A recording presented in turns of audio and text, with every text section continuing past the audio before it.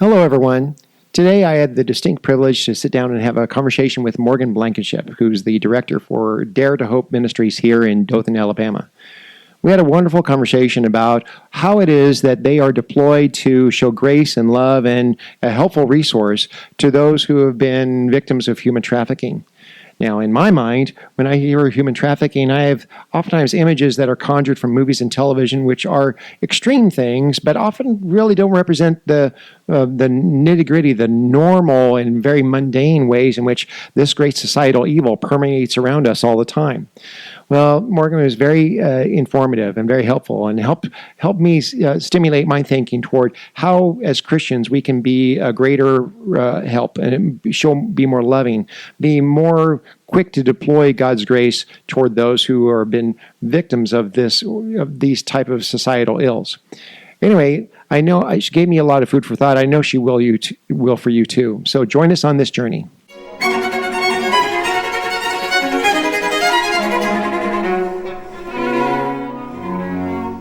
Anyway, here we go. All right. Thank you for coming in. I really appreciate it. Thank you for having me. I found out a little bit about Dare to Hope, Yeah. and just from that little bit exposure I had from the website, I just knew that this was going to be a fascinating conversation. And so thank you very much for coming in to talk to me. No, I'm excited to be here. Thank you for having me. Absolutely. Thank you very much. Now, I'd like to ask you a couple of biographical questions, Sure. and that may stimulate other conversation. Yeah. But first things first, please tell us all about Dare to Hope and what you do. Yeah.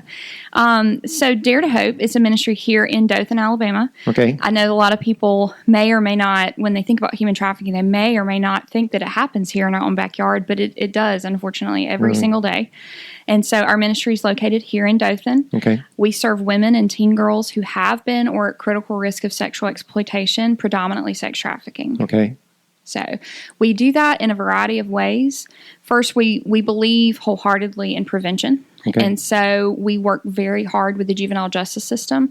A long time ago, we were able to identify that the most susceptible to sex trafficking were girls, teenage girls within the juvenile justice system and the DHR system. Here in Alabama, it's called DHR. Okay. And so we work really, really hard in partnership with the juvenile justice system to educate girls so that they know and understand what sex trafficking truly looks like. Okay.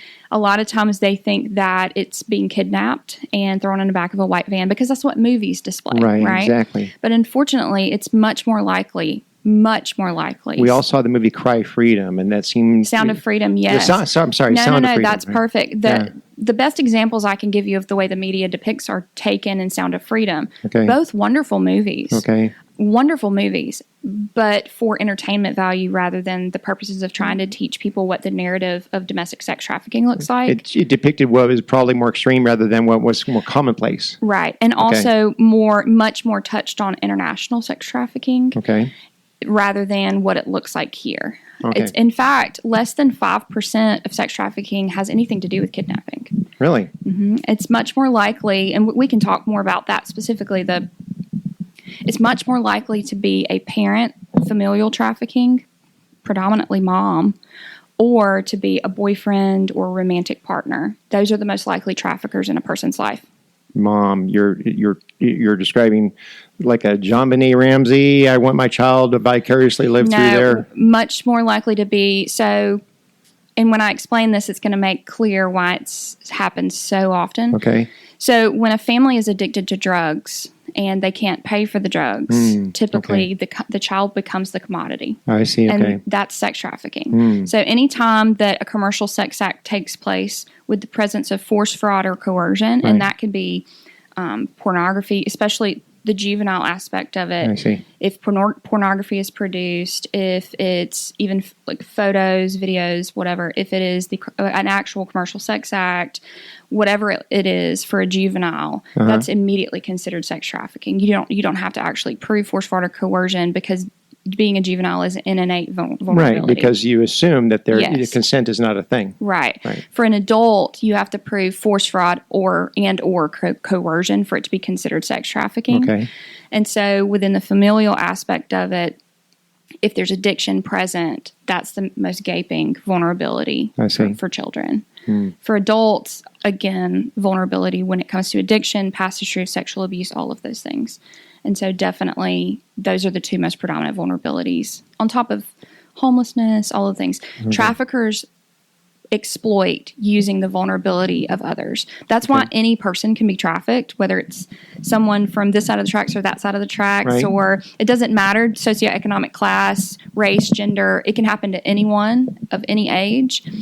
It is definitely, there is a correlation though between vulnerability and the likelihood of sex trafficking. So as vulnerability goes up, so there does the likelihood of sex trafficking. Okay. So, and again, trying to kind of picture it in my mind, because we all, again, I understand. Sound of Freedom, we have this idea visually what's been portrayed. Yeah. But I imagine not only is that not the most common aspect of trafficking, but there's probably ways in which it's going to be more specific to the wiregrass. Yes. What are some of the things that you see mostly for this area?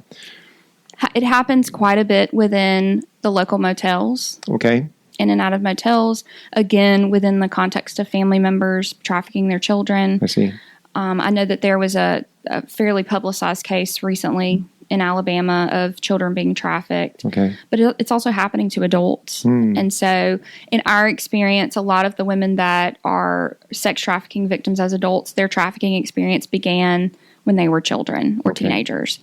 And so we see that just trickle down throughout their life. Do you find that that creates for them kind of a weird normativity? Yes. Okay. Yeah, we talk quite a bit. Actually, that's great that you point that out, because one of the things that we very specifically teach our teenagers within our juvenile justice programming is just because it was normal doesn't mean it was healthy. Right. And I use normal in air quotes because we explain to them quite a bit. Most of our women, most of our girls that we work with have experienced fairly significant sexual abuse in their childhood.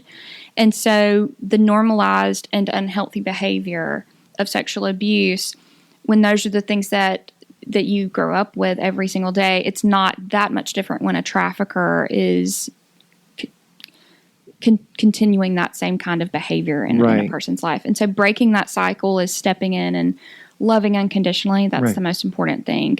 But also helping to interject exactly what sex trafficking looks like so that it isn't this misconception that it's being, I always use the example with my girls, being snatched at a gas station. Right, exactly. That's not what it looks like. I mean, it's really interesting because once a trusted adult creates a warped sense of pseudo-normativity for a child, that's now kind of shifted a paradigm for them, and you don't know how it's going to manifest. I remember years ago, a friend of mine was talking to me about the saintliness of foster parenting. And he says, foster parents, it really takes a person with a particular constitution to be a foster parent, because oftentimes when you welcome a child in your home, you don't know what's been made normative to them before coming into your home. And so oftentimes you're trying to interact with that child in a manner that's normative to you, but you don't know what they've been exposed to up till now. And what's normal to what is normative to them, is that going to clash with what you want to show them as normative and what the other children in the home consider to be normative as well? And I can imagine that this type of scenario, it really messes up the works for a child that is maybe taken out of a dangerous situation, placed into a new environment, and what do they consider normative now? There's I know we're both familiar with the verse that love covers a multitude of sin. Right. And a while back, I was talking to the Lord about that, and I also believe that love covers a multitude of sin done against people. And I think that, yes, I'm sure, especially within foster parenting, I mean, bless people who make the choice, because it truly changes the life of a kid. It truly does. Right. And I know there must be some sort of adjustment period. Right.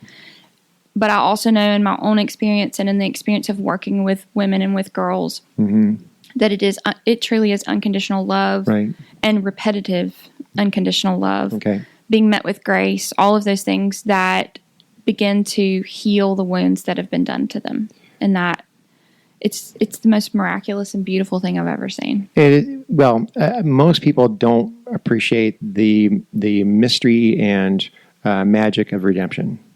You witness it unfold, and people think, well, that's not humanly possible because you can't be explained through any other paradigm. But nevertheless, it seems as though God enjoys redeeming the unlikely.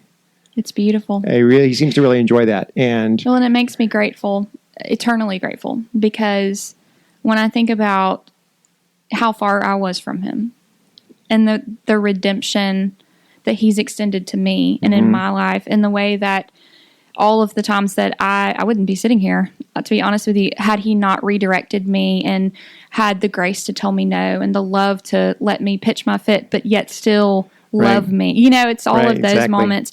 It's, it's why he has convinced me. And I probably, unfortunately, going against my human nature, I had to be convinced that every person was not only capable but worthy of redemption. Right. But I've seen what he's done in my life, and I've seen what he's done in the people that he's put before me's lives, and it's beautiful.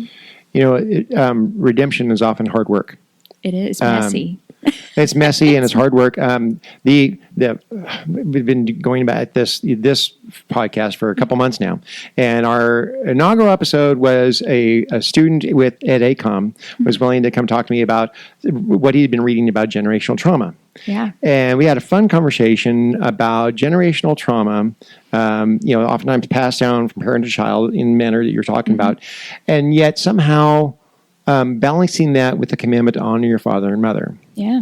And how to put those two together. And we acknowledged, oh my goodness, what a messy process that must be sometimes. Yeah. And yet somehow it's one of those commandments that has this conditional promise with it that, so that it may go well with you and then land that you're going to, like somehow it's to my benefit to try to honor people that really were screwed up themselves and did their best to screw me up as well.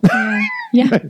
But and yet how the Lord blesses the integrity of our heart when we do. Right.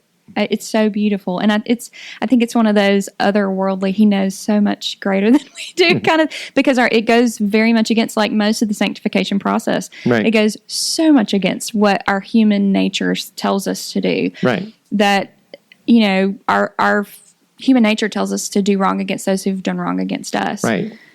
Our spiritual nature and what No. Do unto others before they do unto you. That's true. That's true. And so, in the beauty of that and how it sanctifies us, I compare sanctification to genuinely Old Testament slaughter. Right. I mean, it's a messy, messy, messy process, and I think it's supposed to be. It's our flesh dying. Right. And it's messy, but it is.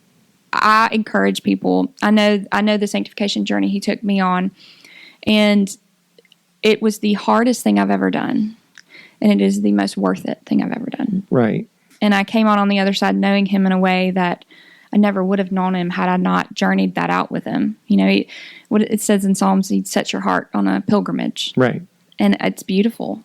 It's hard. Oh, I know. Beautiful. Well, and for people in my profession, sometimes you are so passionate about God's grace because you needed it more than most people know. That's right. And people say, "Oh my gosh, I'm a sinner saved by grace." I'm like, "Yeah, I know, but it's not obvious to me at all that you're worse than me." That's right. Let's talk. That's true. So you're located here in Dothan, and yes. But so what's the process? You find out about people that have been victims of human trafficking through law enforcement or through some other means? It various ways. Okay. That's part of the excitement of what we do. And then what's the process that unfold from there? So if we were to identify a victim, whether that was juvenile justice, whether that was that law enforcement or another nonprofit or someone contacted us, if it is what we consider, if he or she is in need of emergency care, oftentimes if there is drug addiction that has been involved, they're going to need to go to detox. Okay. And so that would typically be 5 to 7 days of detox.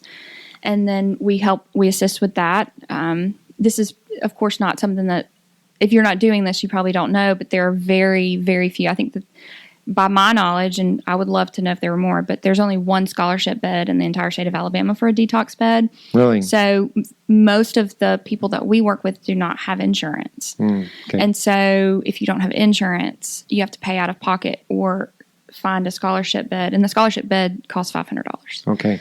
It normally costs thousands of dollars for 5 to 7 days of detox. And so depending on the drug, depending on whether it's alcohol, you have a scholarship bed. Is that someplace that's a medical facility? That's certain drugs, certain alcohol, right? Certain things require medical detox, And so in order to safely come off of those things, you would need to go through medical detox. I had a friend years ago that really was very specific about his language because we were talking about pornography addiction, and he didn't like the term pornography addiction. He says his phrase was, and he's someone who had recovered from alcoholism, and so he didn't like the term pornography addiction. He preferred the term pornography compulsion.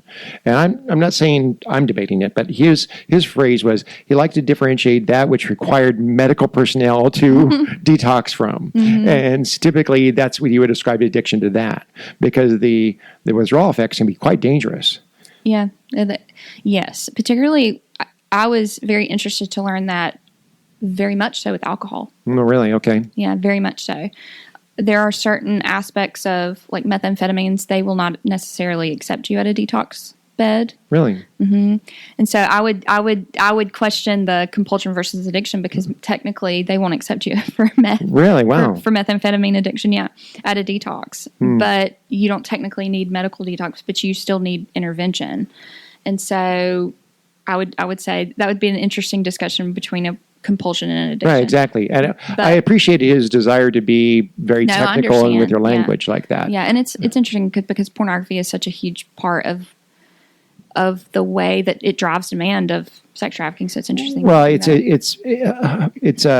dopamine addiction, basically. Yes. Someone's chasing dopamine, and that's why they go through those emotional highs and lows, because and you come down hard, from that high, and then eventually the shame of it causes you to want to chase that dopamine again to try to just like drugs, anesthetize the pain of your shame, that's and so right. that's why it's a downward spiral. Yeah, when we do our trainings for teenagers, we touch on that, and we talk about how pornography, they did brain scans of someone who's addicted to pornography and someone who was addicted to cocaine, and the brain scans looked identical. Interesting. Okay. Because the same portion of your brain, the pleasure center of your brain, the same portion that becomes addicted to drugs is the same portion that becomes addicted in the exact way that you're explaining to pornography. So. Well, and I know that for many, and someone I will tell you that in my past, that's among my struggles as well. And for that reason, by God's grace, I stay clear of other addictions because I just know, as an addictive personality, don't touch on. It takes over. Yeah. Right, exactly. It does, right? Compulsive or addictive, aspects of your constitution suddenly stay in their lane. Yeah. And so you want to be cautious about what it is that you could sample. And when you see people who have suffered from different drugs addictions, alcohol addictions, gambling addictions, things like this, it can be quite a cautionary tale. Yeah. And so, but I'm interested in what you're saying about that, because you do counseling for young men about this? No. But we oftentimes, especially when we did outreach, we would encounter buyers. And they were addicted to pornography. Okay. Yeah, it's a unifying trait. A lot of the sexual abuse and things that our girls have faced has been, you can draw it back to their perpetrators were addicted to pornography. That's how it begins for a lot of perpetrators. And I think when we do speak in front of mixed genders, we train a lot of teenage girls, and occasionally we're in mixed gendered settings with teenagers, but we always touch on it because it is such a pervasive thing now. Right. You can pick up your phone and it's there. You can turn the TV on. Unfortunately, it's there. It was an issue pre-internet. And so I can only imagine how. And now the anonymity of it, and and they are attempting to change some of the laws so that it removes the anonymity, so that you do have to register, you do have to enter in some kind of information, and whether or not that's going to stop people, I don't know, but they are trying to regulate it in some way. There is a huge amount of sex trafficking that takes place within the pornography and adult film industry. I heard Pornhub described as the most visible and largest crime scene on the internet. Yes. Yeah. Because of just the content that's created. Yeah. Minors, coercion, so without forth. Without consent, and so forth. Yeah, all the things, all of it. Yeah, I look forward to the day where there is no such thing as Pornhub. Right. So I don't know how you eradicate that entirely, because we have images carved into granite walls dating back to the ancient time, right? But but I think the glorification of it is the problem, right? And I think it's that we're so desensitized to it that whether it's movies, television, advertising, everything is so dependent upon sexualized culture. that it becomes an issue because we are desensitized to it. Well, that's one of the easiest ways to become a celebrity in our fame addicted culture now. Yeah. And there's such that's your Kardashian, method. And there's such a downside. There's such a I like to say that the enemy can create a tsunami without you even noticing because he uses a dropper. Right? Oh, gosh. And over time, a dropper can be used to create a tsunami because you're not paying attention. And I think that's part of the issue is we've become so desensitized that we're now beginning to look up and to realize there's a tsunami coming. Right. Or the wave is crashing, and that now what do we do? And we oftentimes, in my experience, turn and point the fingers at teenage girls and say, how dare you? Or, but in reality, we've created the kind of culture that sexualized them long before they were even born. Right. And it is difficult to kind of produce a chicken egg type of causal, cause and effect relationship because there's always been within a bounded, kind of sexual marketplace. There's always been means by which people make themselves stand out as being more attractive to the opposite sex. Guys lift weights and they do the masculine things to try to be attractive. Well, then there would be the female corresponding opposite as well. And so I don't know. But nevertheless, when the culture changes, those habits change. And how do males make themselves stand out and how do females make themselves stand out? I don't know what the solution to that is. But in the internet age, in the Instagram age, that's social media. Right. We do a lot of training with our groups of girls on social media, and I teach them. It would be unwise of me to expect them to delete their social media because we live in such an interconnected world. I think it would be naive of me to believe that our teenagers are not going to have social media. But what I do believe is that we can teach them to be wise on it. Right. And we can teach them what grooming and trafficking, how it begins on social media. Yeah. I think the last statistic I've seen is 60% of grooming for sexual exploitation begins online. Really? And so much of those things, I joke and tell them, I could tell you 100% and then say, hey, who's going to go home and delete their social media now? And it's like crickets, Right, exactly. Because it would be naive for me to believe that. But what I do hope is that we can teach them to be wise on it, to not be afraid of it. I don't want parents to be afraid of it. It's a part of our world. Exactly. It's going to be a part of our world. But to know how to navigate it. I really despise social media myself, but in like manner that I despise bad traffic.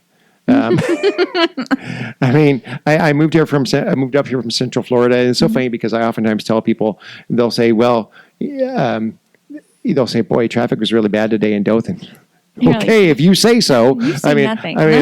I mean, we would have to drive past the Disney attractions on the way to work sometimes, and it's my gosh, you don't know bad traffic. That's and right. so I may dislike social media. I may think the internet's really has enabled our depravity in ways that the world had never known before. However, I also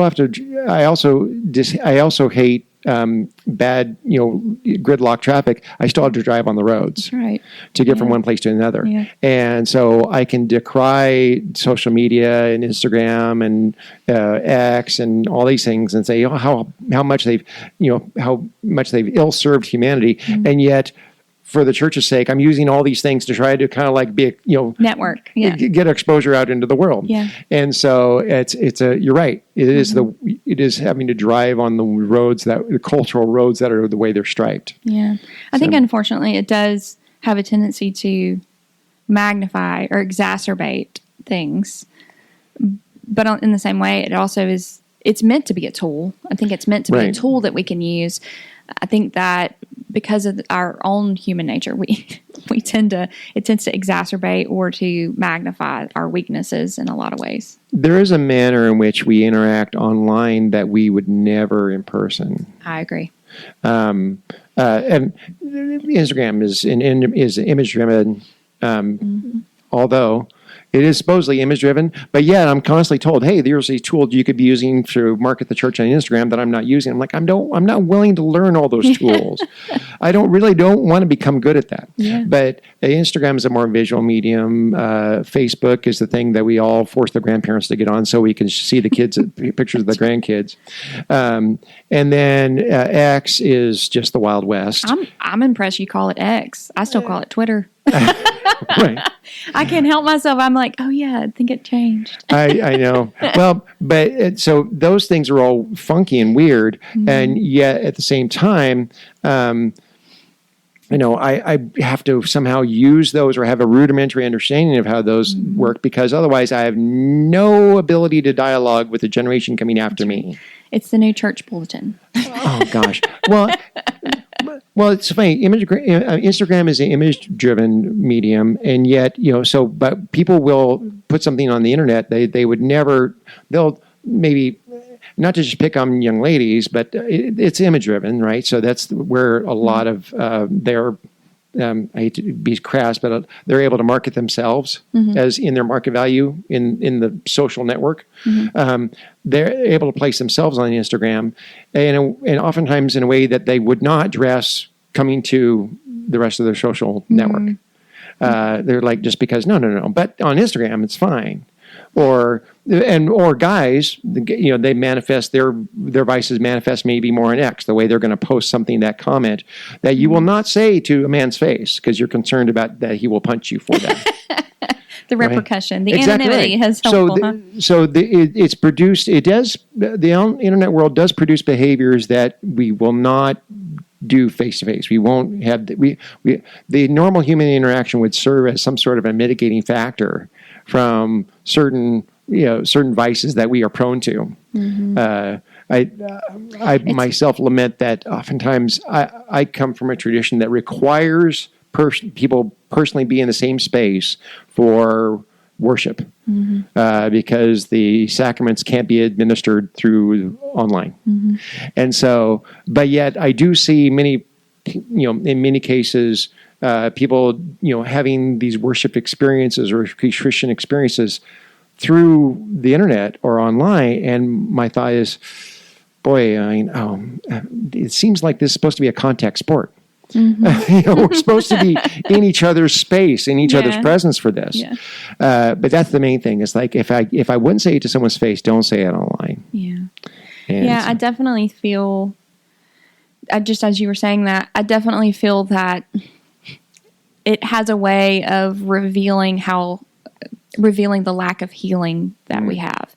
Because no matter what it is that we're reaching for, whether it is that attention or whether it's the pride or whatever it is that we're grasping for, it does have a way, social media does have a way of blocking the repercussions of that, like you're saying, through anonymity, or filtering in so much attention that it becomes an addiction in and of itself. Right. But I think that both of those examples, whether male, female, whatever the situation is, it has a tendency to reveal how unhealed we are. Right. What we're grasping for. I tell my girls all the time, when you find who you are in the Lord, when you know who He is, when you know what He has said about you, it changes the way that you chase after things, whatever that is, whoever that is. Right. It changes the way that you feel like you have to reach for things to be your portion and your prize, like He promises that He will be. It changes your very nature. I see. And I think that it really does. It reveals it probably more so than anything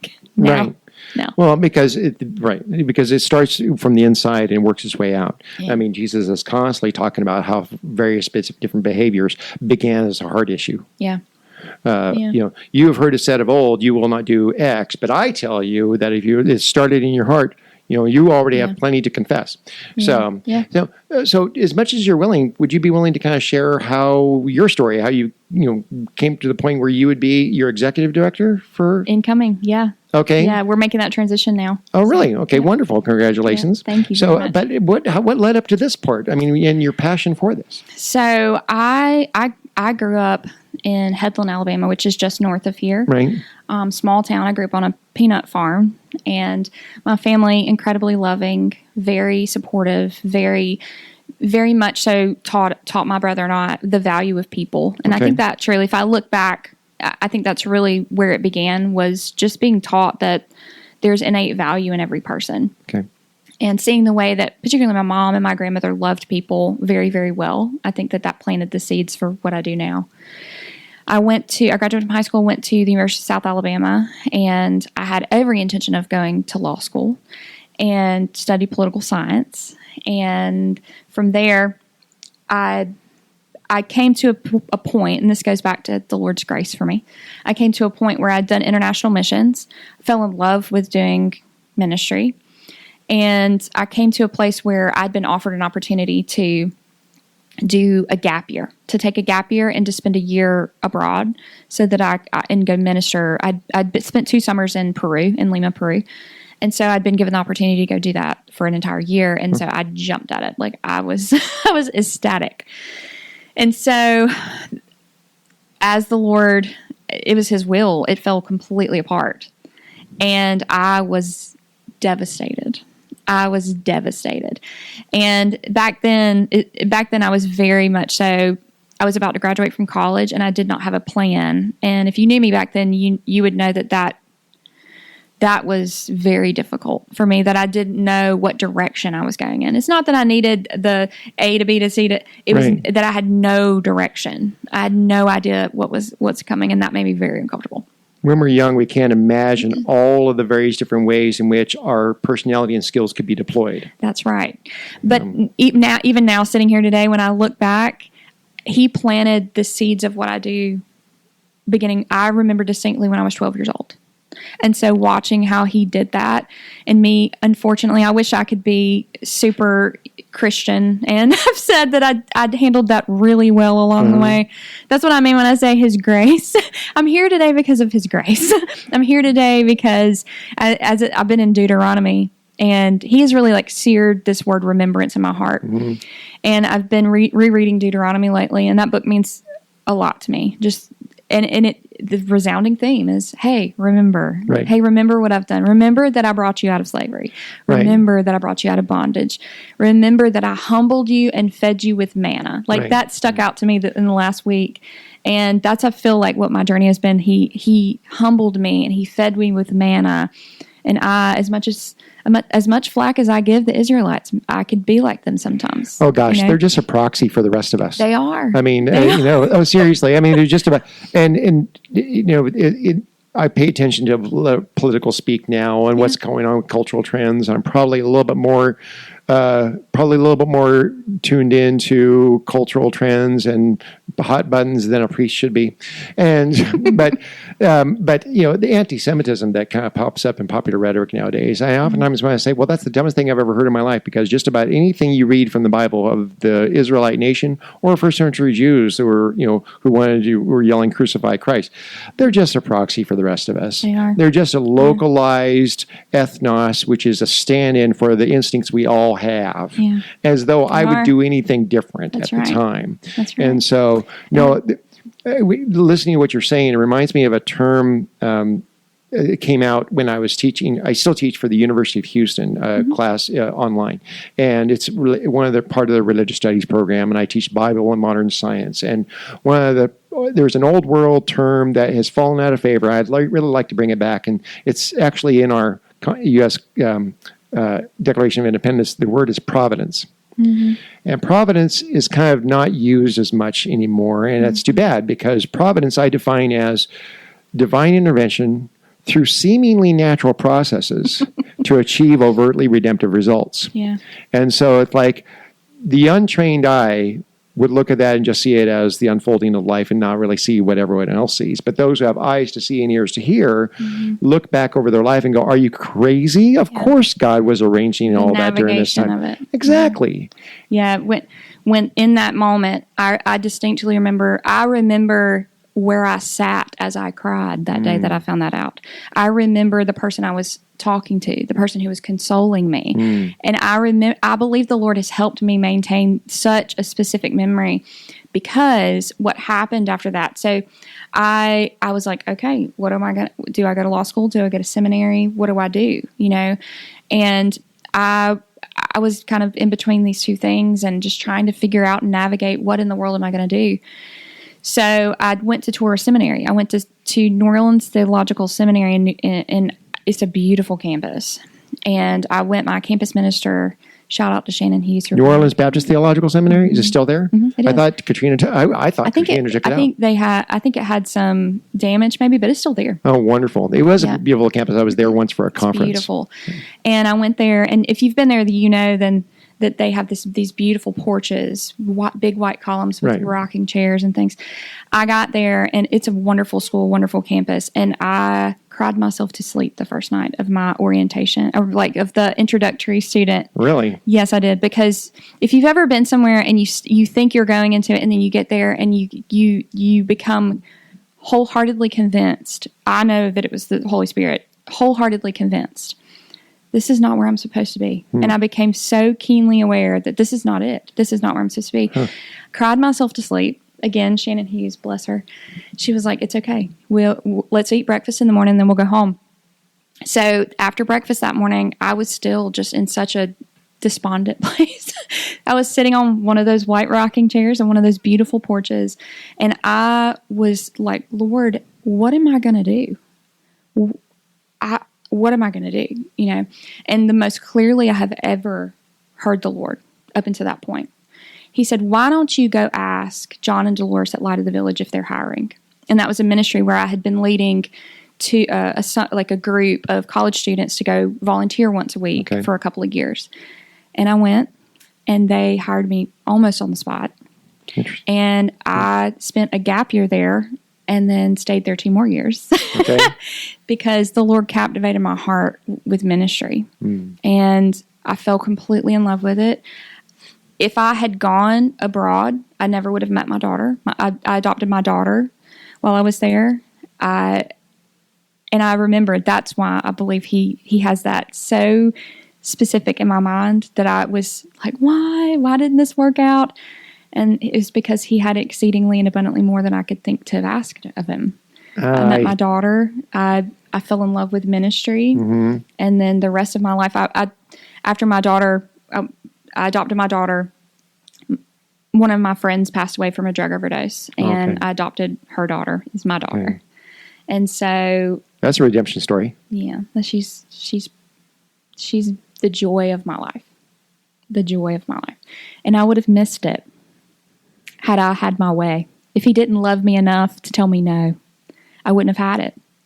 And that is such a lesson to me. And I remind myself of it often because she's the greatest thing that's ever happened to me. And I could have missed it. Okay. And so after we moved back home.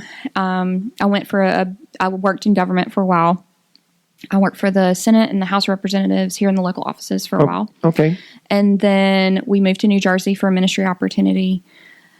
And when we moved back, I stepped into a job with Mark and Susan Anderson at Wired. Okay. So Mark and Susan started Wired Ministries, which is a movement of youth, essentially. They are encouraging youth to not just live for 1 week during the summer camp for the Lord, but to know that service is a part of your life every single day. It's a beautiful thing that just out of obedience that they've done for our community. It's wonderful. They hired me, and that catapulted me into meeting the founder of Dare to Hope, where I now work. And I fell completely in love with working with women and teen girls. I'm incredibly passionate because I believe that the Lord can take the brokenness of our lives and He can make us whole again. And I love that I get to get up every day and I don't feel like I'm going to work at all. I feel alive. I don't know how to explain it to people who've never experienced that before, but I encourage particularly college students or students who are just trying to figure out what am I going to do with my life. Right. I tell them, and I don't take it for granted, but I tell them there's when you are walking in the purpose for which He created you, it's waking up every day and feeling completely alive.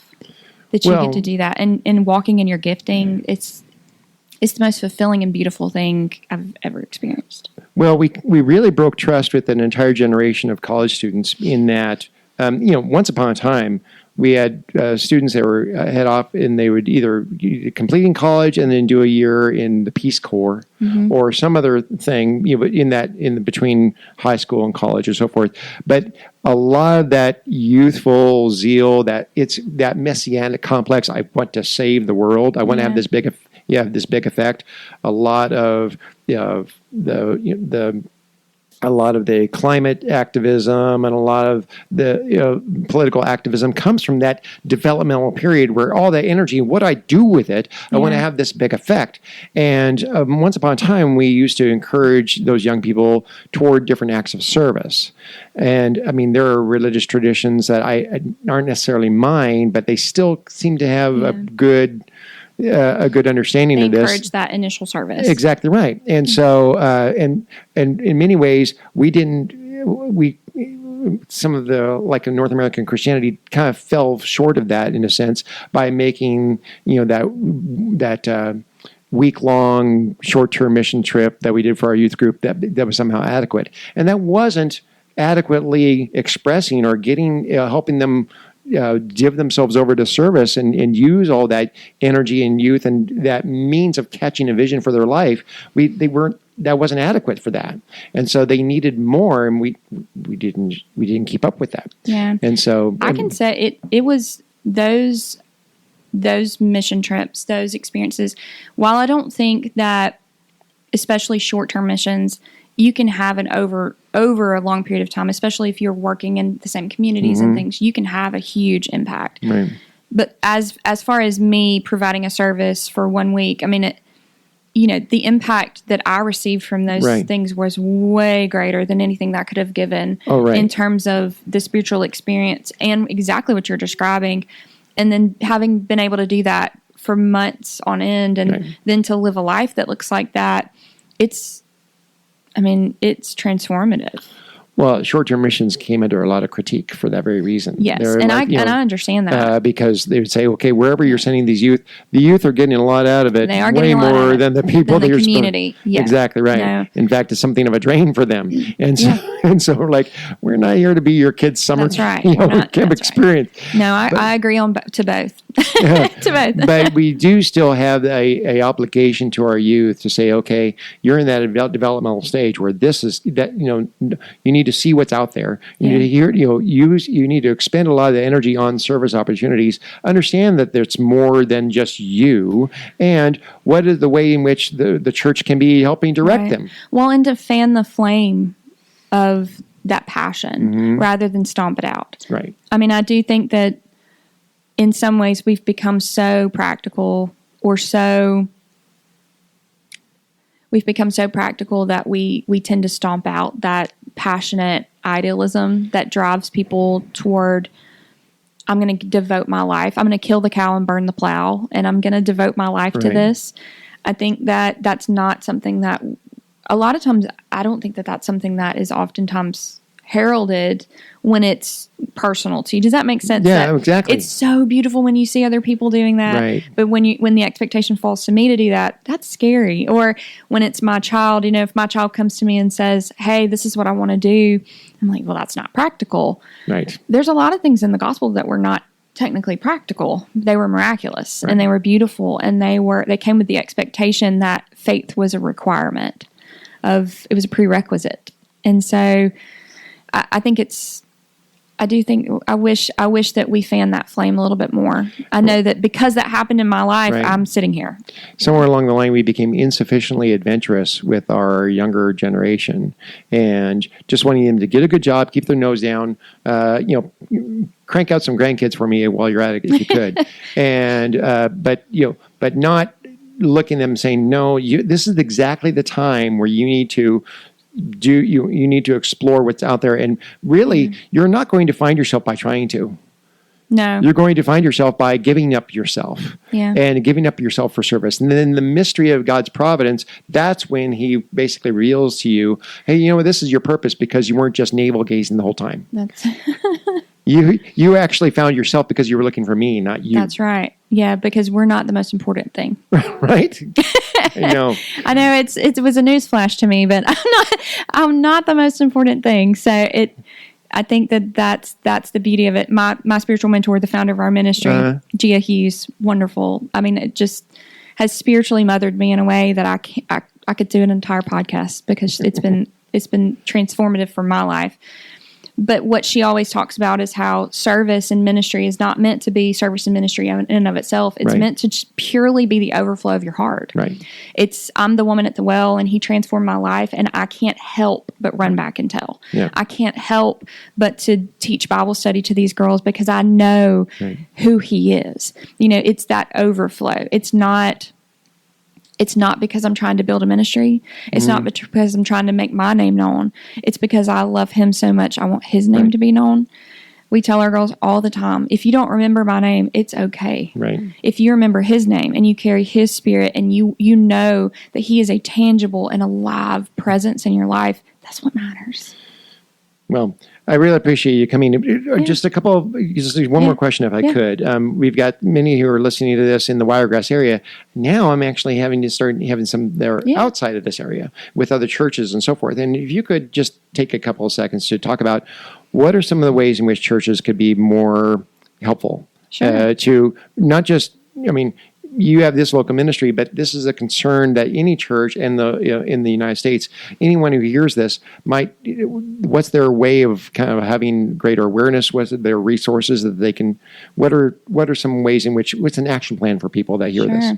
So I would say first and foremost, being intentional about knowing what sex trafficking actually looks like, not relying upon media or television, going to websites whether it's our website or groups like Exodus Cry or Frontline Response or Wonderful Well House, any website. It may be different in certain areas, but beautiful ministries or beautiful nonprofits that are trying to get the information out about what sex trafficking looks like in our communities. It is happening. It is happening in your backyard. It's happening. A good rule of thumb is that if there's drug trafficking in your community, there's also sex trafficking.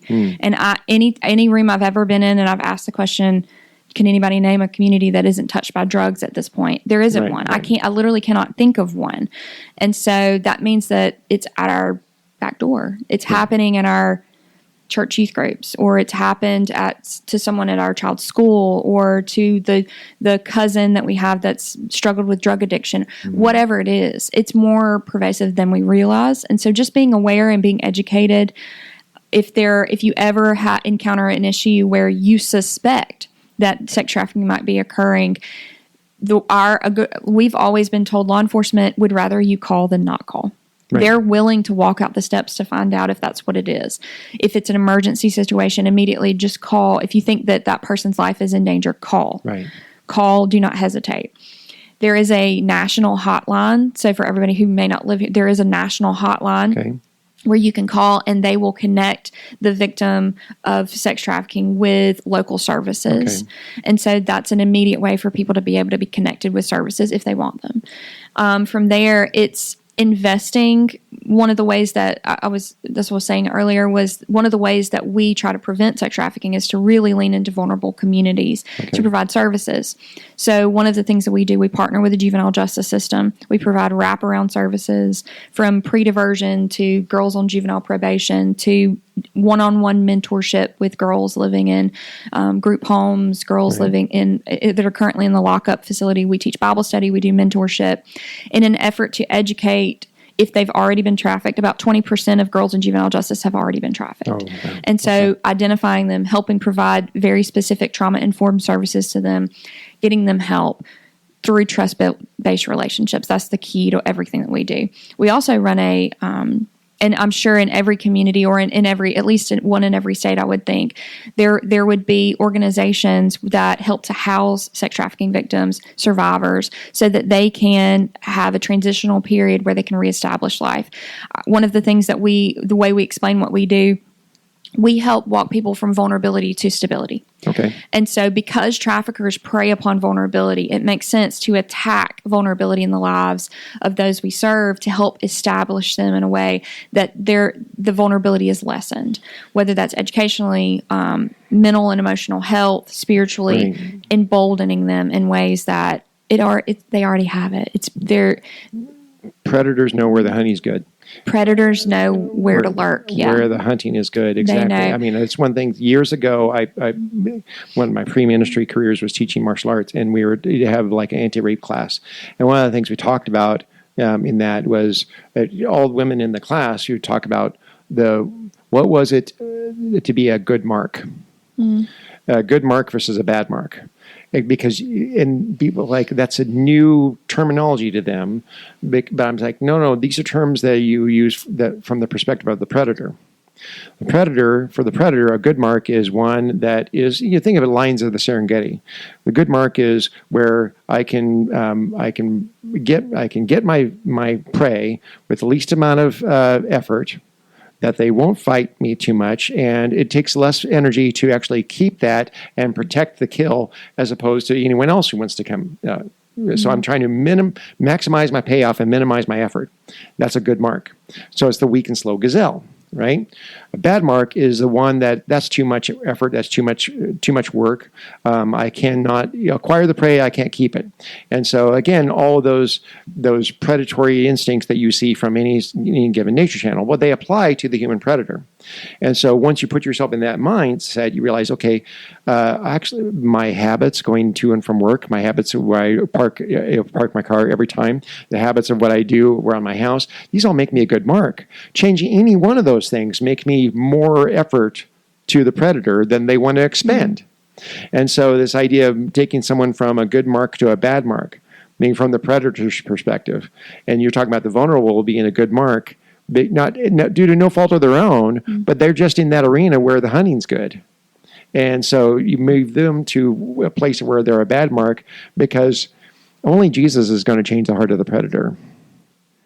All you can do is help the person move from whether they've been a good mark to a bad mark.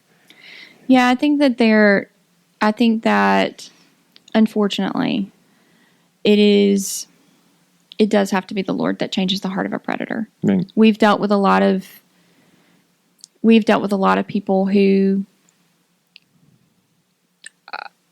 have very little limits to what they'll do to another person. Right. And seen things and heard things and witnessed things that I know what evil looks like. Right. And sometimes it comes in the form of a predator, and they're very unbiased in how they will attempt to get what they want and exploit. And I think that the best thing that we as a ministry can do, and people can do, the church can do, is to make an intentional movement toward loving every person that's put before them really, really well. Well, there's practical aspects to that too. Yeah. I mean, how all of our churches are putting people through background checks, and how That's we right. have all Yeah. these different how we put things in place to protect our children. Yeah. Because oftentimes churches are sometimes a target-rich environment for the predator. Well, there's built-in connectivity, built-in vulnerability, built-in all of those things. Yes, and so it really is. Yes, it's imperative for any arena, but particularly churches, because not only does an inherent trust factor place people at make for a target-rich environment for the predator, but also, and I've seen this myself, where especially in churches can be highly scandal averse. And so when it's your youth person, it's your youth volunteer, or it's that person or that donor or whatever goes on, you really want to keep it quiet and move, kind of keep things under the rug, because all of a sudden now, if you're scandal averse, you can't handle a scandal that could possibly see anyone leaving your enterprise, your church, your private school, whatever. And so I'm pretty sensitive to this, because my career in ministry has exposed me to a number of different scenarios where I saw you're just not helping. I mean, because of how the processes were put in place, that institution is not helping to sift out the predators. They keep it a target-rich environment because that person relies on secrecy. That person relies on your scandal aversion, and they rely very much on the trust that doesn't want to be left. And you don't want people to lose trust. You don't want people suspicious. Why does everyone have to go through a background check? I thought we were all family here, and they very much rely on that type of scenario in order to maintain that depraved side of themselves that needs redemption. Yeah. Yes. Sorry. You're preaching to the choir. No, I agree. I think that anytime something like that happens, anytime that there is a situation where abuse has occurred, the response has to be victim-centered. It has to be. Right. It has to be the priority, even if that means revealing that the process was imperfect, even if that means that revealing that there was a wolf in your midst. Right. I think that it has to be victim-centered. It has to be reactive to, we don't ever want this to happen again. Right. More concern should be placed upon protection than it should be aversion to scandal, as you said. Well, that victim is someone who is looking to you as a proxy to God's grace. Yeah. And their view of God's protection will be their view of how God looks after them. Yes. will be strengthened or handicapped by your response. You just opened up a whole thing. One of the most difficult things for victims is when they've been victimized at the hands of someone who proclaimed the Lord. Yeah. Because it's not just, and this is not to minimize anything, it is a physical violation as well as a spiritual violation. Well, right. I mean, it's a metaphysical violation. And it damages. It sometimes damages the way that they see the Lord. And what a scheme of the enemy to try to divide them from the only healer. And so it's one of the most damaging scenarios that I've witnessed. Right. When those two things have been intermingled, that it's a person who should have been trusted, who proclaimed the name of the Lord, and yet took advantage of all of those things. Because you're exactly right. It becomes, this person didn't just do this to me, God did this to me. Right. And unfortunately, I feel like in some ways we, particularly in church settings, we really don't talk about that as much as we should.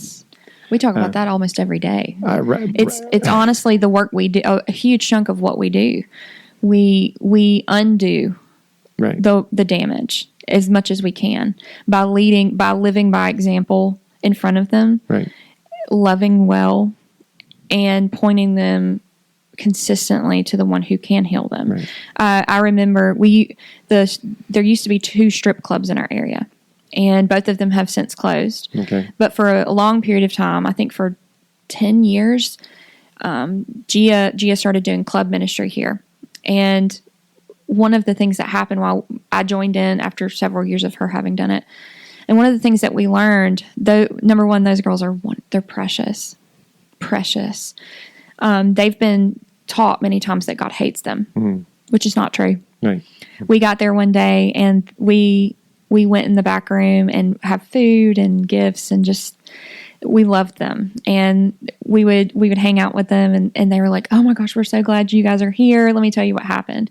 And this was like a Thursday, and one of the days prior, maybe the Wednesday or the Tuesday, I don't, but in the couple days prior, a church had picketed them and had obscenities yelled at them. They were yelling at them and filming them and violating their personal space and throwing things and doing all of the things. And I thought it was an incredible blessing that we got to come the very next day and to minister to them as Jesus would minister to them. I grew up in a picketing church, it spoke volumes, I believe, because it was number one. The first thing I did was apologize to them and say, "I'm so sorry that happened. This is who Jesus is." you displaying that. I know. And it's tough because I grew up in a church that liked to picket, and that was their thing. And, just what the business that they thought was very, the deviant thing in town. And so they're going to picket that. And that's what they did. But I also learned specifically in this paradigm of what I refer to as gospel-free zones. Gospel-free zones are the places where good Christians don't go. And in essence, that creates a safe space for how the devil wants to destroy anybody's life. And I'm of the mind that the devil gets no safe space. I'm sorry. I agree. He just doesn't.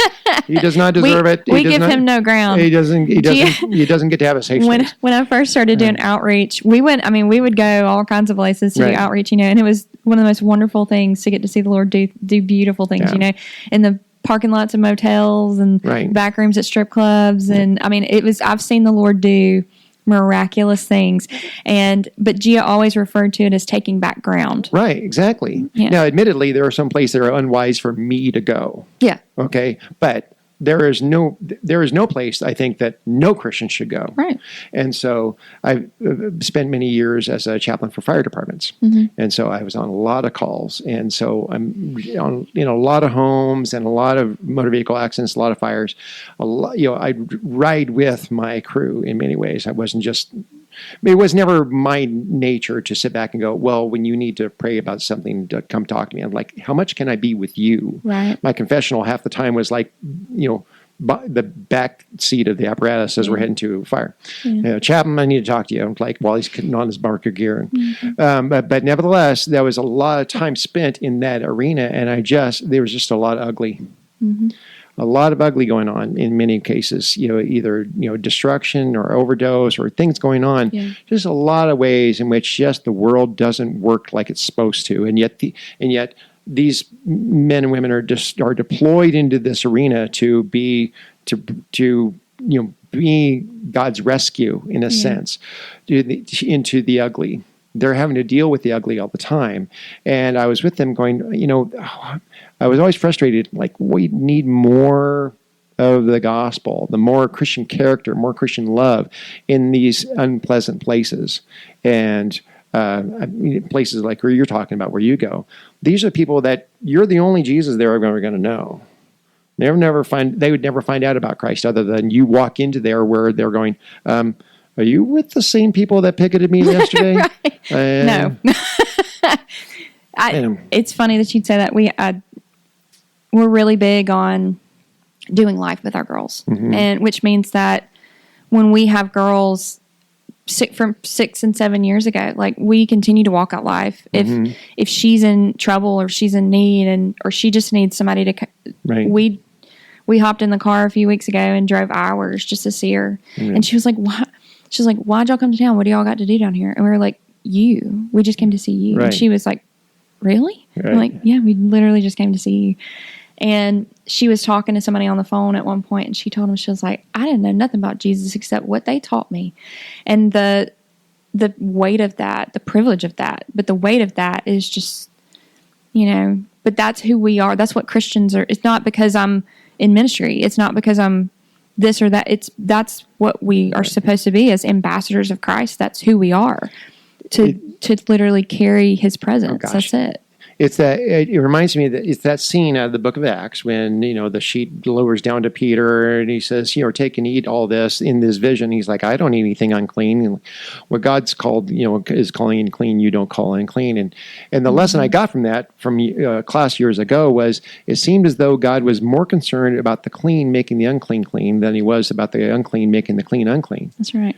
It's like you're more worried about how they're contagious upon you. Why aren't you worried about how contagious you're supposed to be to them? Well, and that was not at all, like, if you read the gospel, if you read golly, how I don't know how you can read the life of Jesus and come to any other conclusion. Yeah, where's I don't get timidity out of this at all. No, or when the woman knelt and the Pharisees condemned her and she was washing His feet. Right. And they were like, if he knew who she was, he wouldn't allow her to touch Him. And Jesus is like, I came here and you didn't offer me Right. water to wash. You didn't anoint my head with oil, and that he's given me everything, and in that, his character doesn't shift and change. That's who he is throughout the gospel. And oh my gosh, and I think that our call is quite literally to be that every day for somebody. Exactly. And how beautiful. Well, it's the only adventure in town. I mean, it's the only game in town in terms of where you go, no. I'm deployed out into this thing where this world where I have no idea what's going to happen, but I know that I'm deployed by the one who has one goal in mind, as the redemption of everybody. Yeah. And that he can simultaneously hold the thought of everyone seeing redemption while being willing to wholeheartedly pursue the one. Right. I mean, wow. Yeah. That's beautiful. And I think it goes back to that whole concept that I talked about at the beginning, which is that to be taught that every person has innate value. Mm-hmm. And I think that's distinctly biblical. Right. Every person has value, and to be willing to go to the ends of the earth for that. And that circles back to redemption. Thank you that you redeemed me, Lord. Well, thank you so much for coming, and I just enjoyed this very much. Thank you. I appreciate it. You're welcome.